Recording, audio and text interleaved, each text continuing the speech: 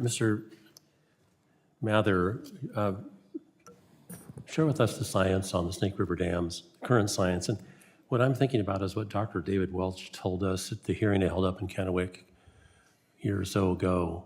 And he told the story about, well, a comparison of the Snake to the Fraser River. But go ahead and share with us right now your understanding of the science about these fish losses that these dams are allegedly causing. Congressman Bentz, thank you for the question, and thank you again for your support of this legislation.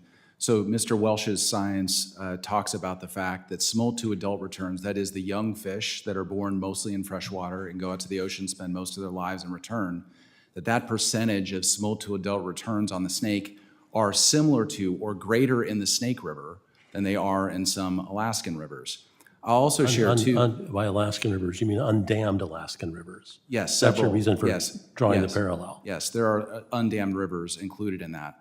I will also share too that based on the data that we have cited, and we absolutely stand by this data that the University of Washington provides, is that the peak fish returns into the Columbia and Snake River system was in 2014. 2.37 million salmon and steelhead returned past Bonneville Dam. That is significantly higher, multiple times higher than in 1938 with those returns. We were also generating more power from our hydropower system with that operation, enough power to electrify 250,000 homes in the Pacific Northwest.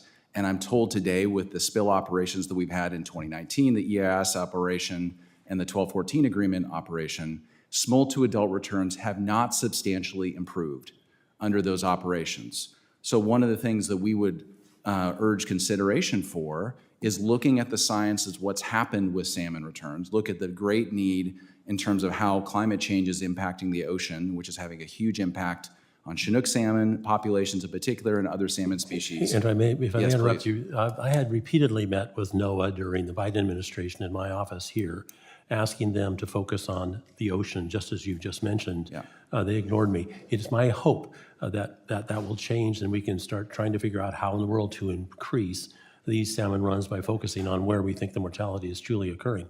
What I'm afraid is happening is anyone who takes a position that's contrary to what was prevalent during the Biden administration on fish runs is then ignored. Has this been your observation?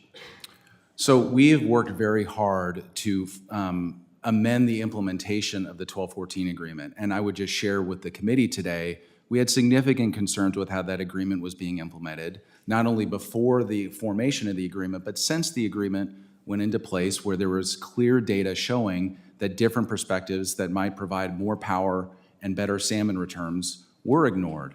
And if I may, because we're going to run out of time, in my brief glance at how much money has been spent to try to recover these runs over the past years by Bonneville Power, I note a number of $15 billion in deferred energy generation and in improving the fish passage in these dams.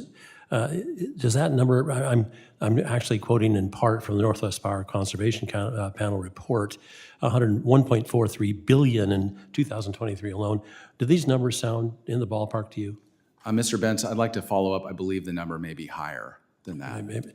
What I'm trying to say is this is a situation that we have been focusing upon literally for decades, and we've actually made dramatic improvements. I want to shift to one other thought, and it has to do with the existential nature of those dams. It happens that in World War II, 1/3 of the aluminum that was used in our winning World War II was created by virtue of the power generated in the Grand Coulee Dam on the Columbia.